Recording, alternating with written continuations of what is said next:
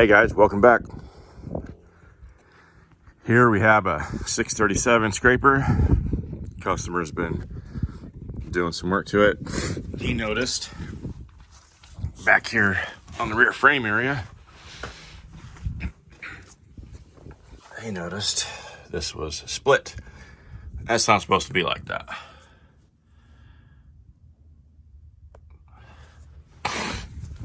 I've done those before. It's kind of weird. They break typically right there, and we just gouge it all out, weld it all up. Seems to be fine. There's also some other cracks in here. Obviously, it's been repaired before. Now on these scrapers, it's the back, you would just think it would be stronger because this piece right here is literally a piece of just 3-inch standard channel that is bent. I always thought this was like a solid piece of bar or something. First time I gouged into one and it blew right through it. It's like, maybe a 1/4 inch thick at most.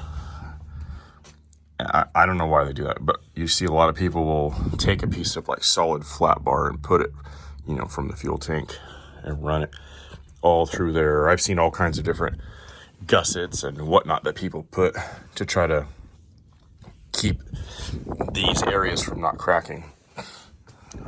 So we've got that, just the little typical cracks in all of the stress areas. You got a crack right there. I think there's a crack under this. It's been welded before. Crack on this side. It's all the common stuff. So yeah, we'll get all my stuff set up. Probably get some of this oil out of the way. And we'll blow these out. Weld them up.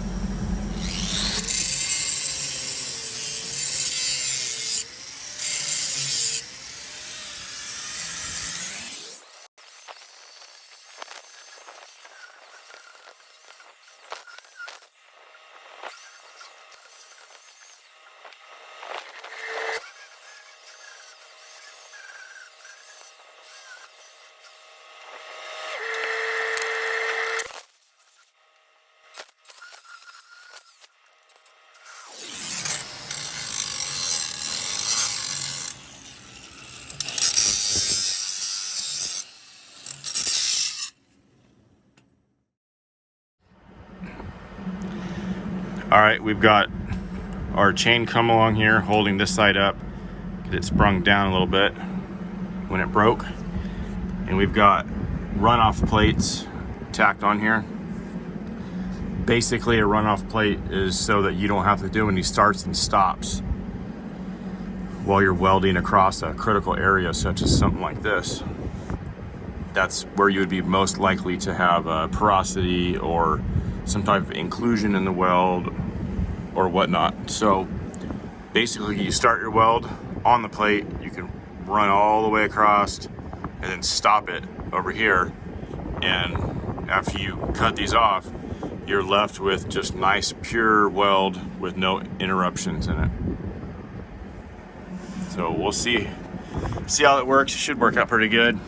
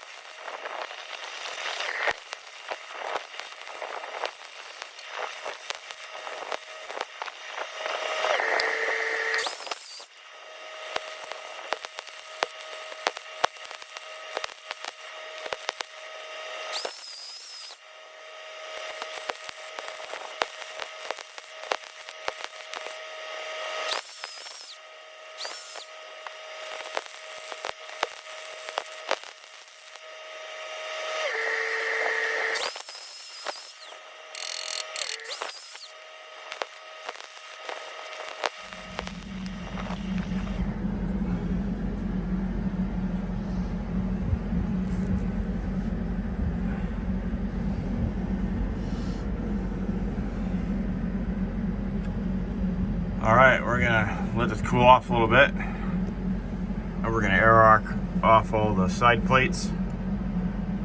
And then we'll grind it, and hopefully it will look like it never happened.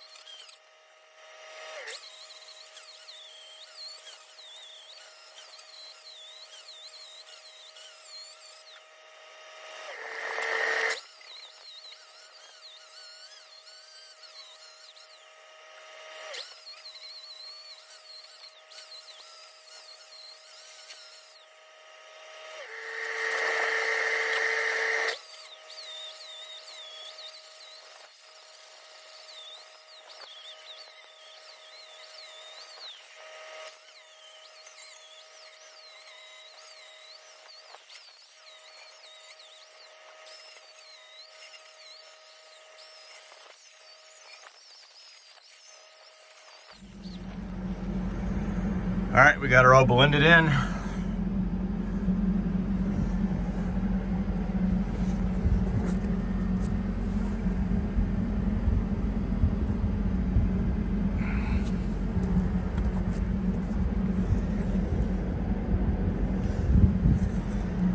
think it came out pretty good. Shoot some paint on there. I'm gonna paint. I'll do all the painting in the end after I hit all the cracks back here.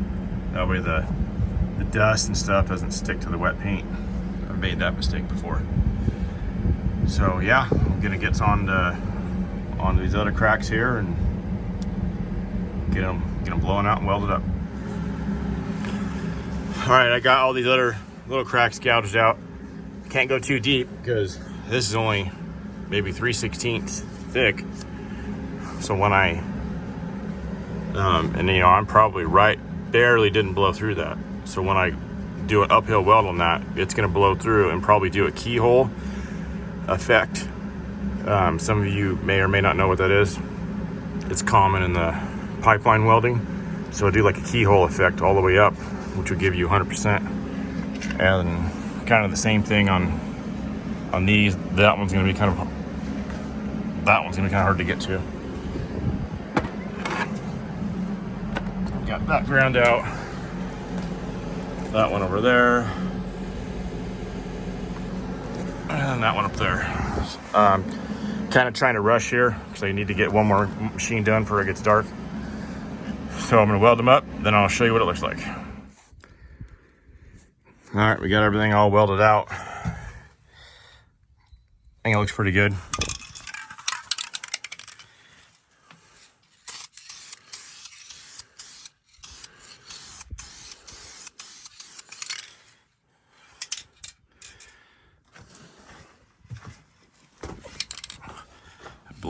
I blended this. It's really hard to get the grinder in there.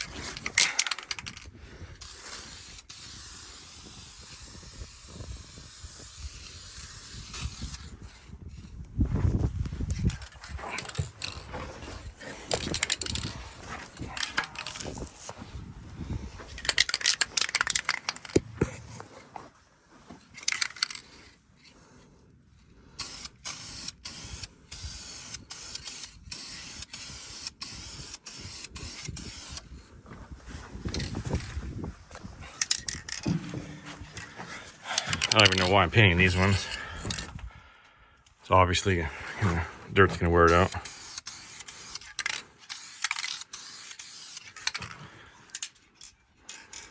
Well, there you go.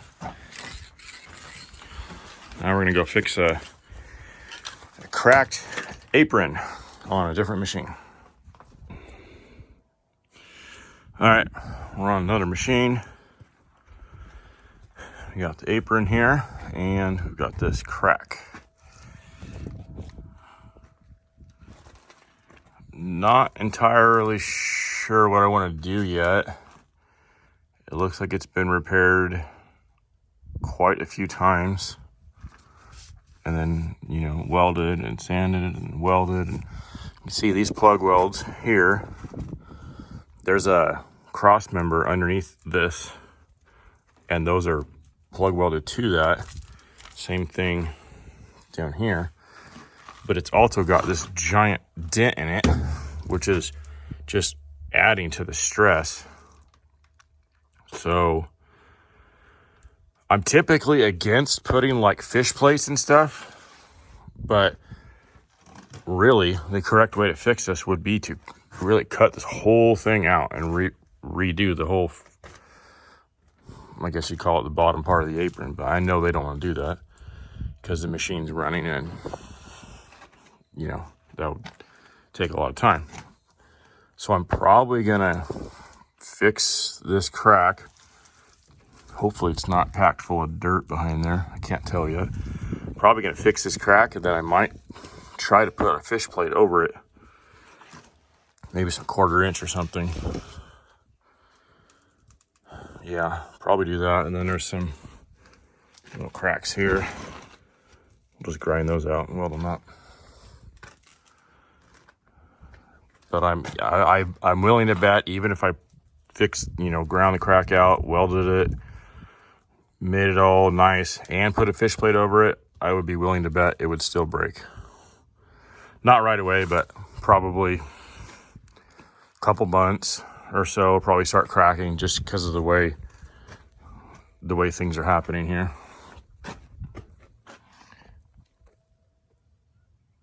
Kind of hard to see how big that dent is, but it's pretty significant. And I believe there's another, on these plug welds, there's another cross member, so it even dented that in too. So, all right, well, let's get this cleaned up and get to work.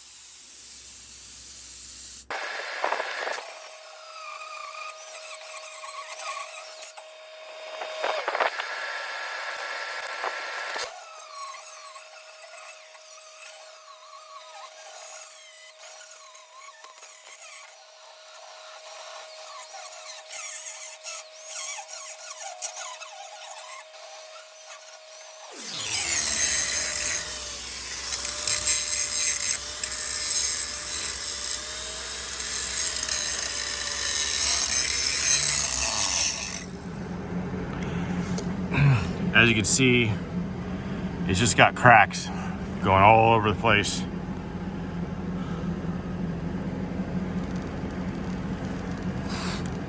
And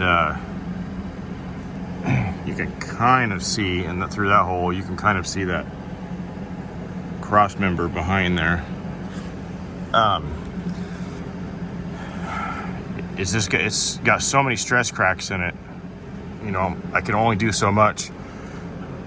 I guess you could cut like this whole section out, but you have the bend to deal with, and it would be faster, literally just to replace that whole piece, like I said earlier.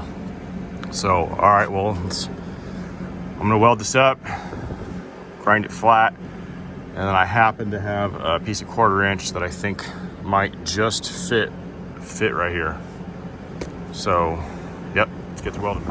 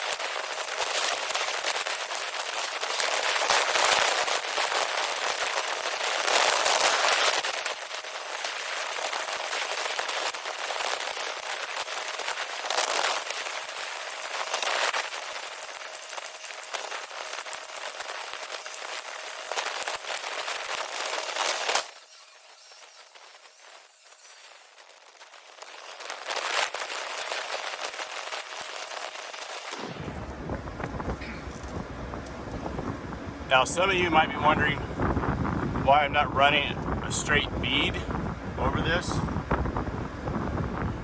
The first pass that I did, you know, it was so thin and miscellaneous cracks, and there's sand and dirt behind that, and that doesn't weld very well, and that creates porosity.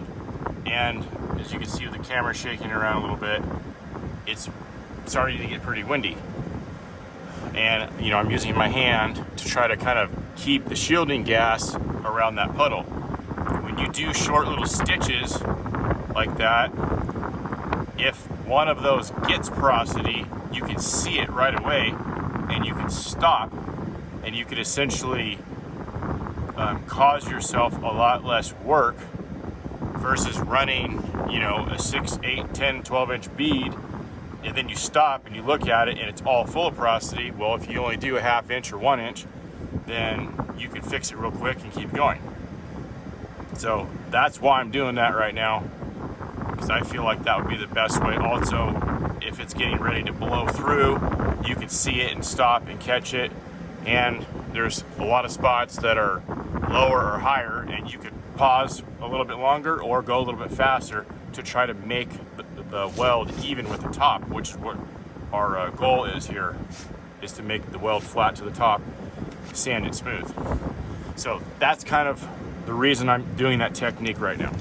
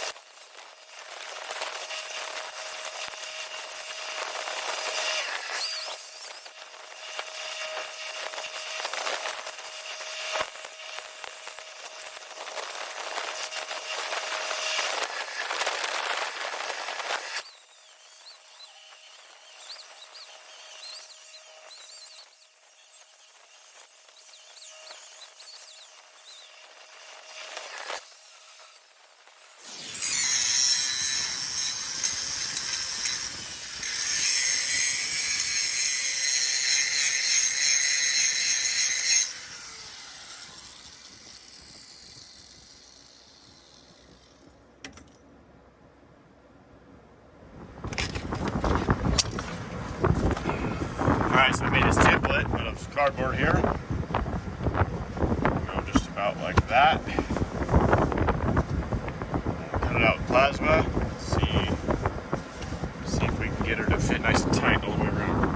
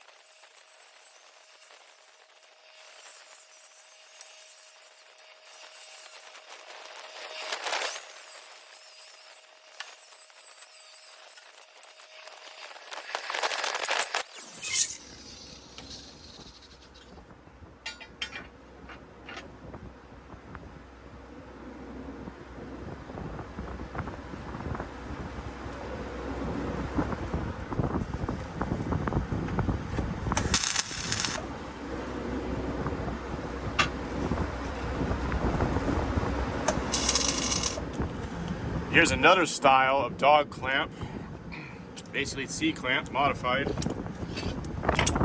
Tack that to the piece, stick that on there, tighten it, pushes on it.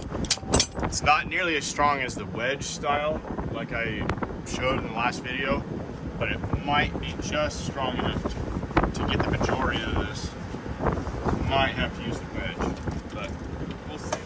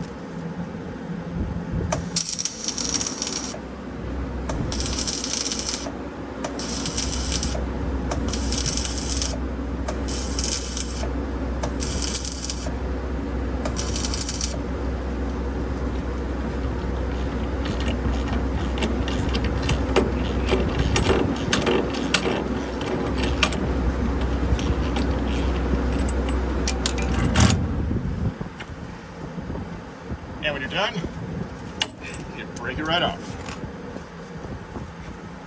Let's see how close we can get this side.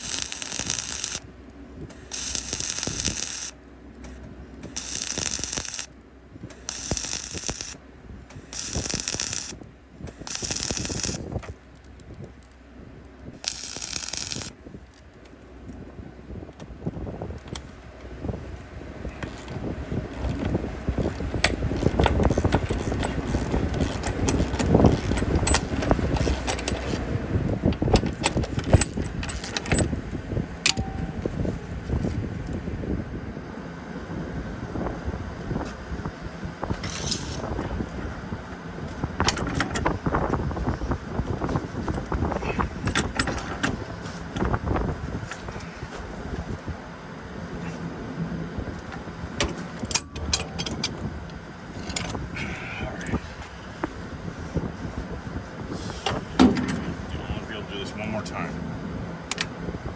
I think. Let's try it.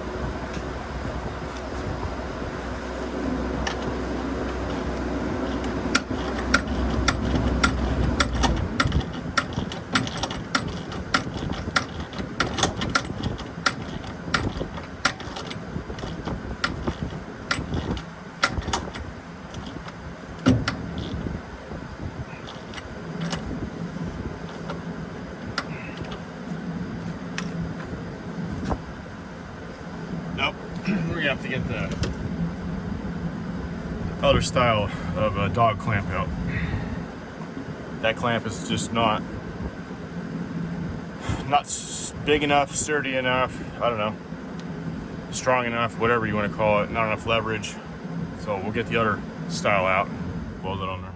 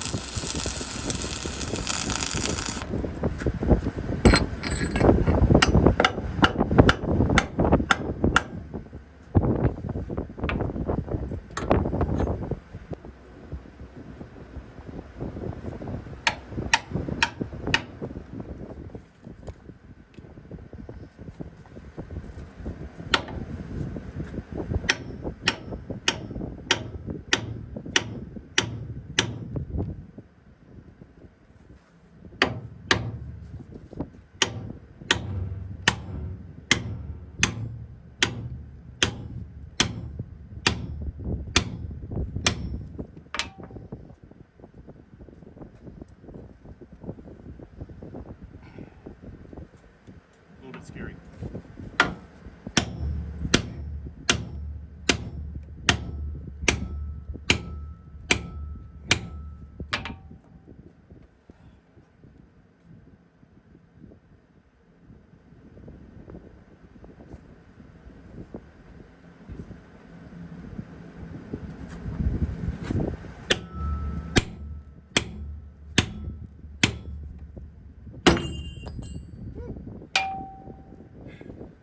Yep. Odd force there. Well, put it back, try it again. This time with a little bit more weld.